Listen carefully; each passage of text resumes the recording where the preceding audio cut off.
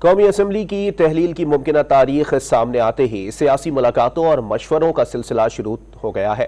وزیر اعظم شہباز شریف اور سابق صدر آصف علی زرداری کے درمیان اہم ملاقات میں نگراں سیٹ اپ سمیت اسمبلی کی تحلیل پر مشاورت اور موجودہ سیاسی صورتحال پر تبادلہ خیال کیا گیا۔ مسلم لیگ نون اور پیپلز پارٹی نے 8 اگست کو قومی اسمبلی تحلیل کرنے پر اتفاق کیا ہے۔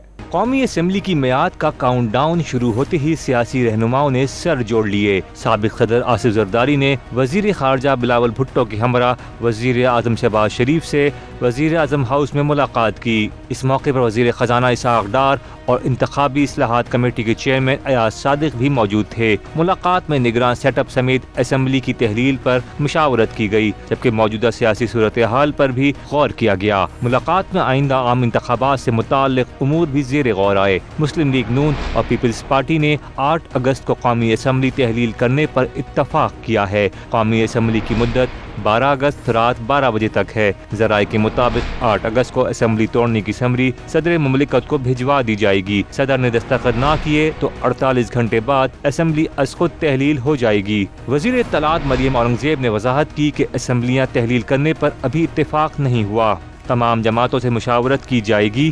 ادھر پیپلز پارٹی نے بھی قومی اسمبلی کے ساتھ ہی سندھ اسمبلی تحلیل کرنے کا پروگرام بنا لیا۔ وزیر اعلیٰ سندھ نے وزراء کو 7 اگست تک کام نمٹانے کی ہدایت کر دی۔ سندھ اسمبلی کا الوداعی اجلاس اگست کے پہلے ہفتے میں ہوگا۔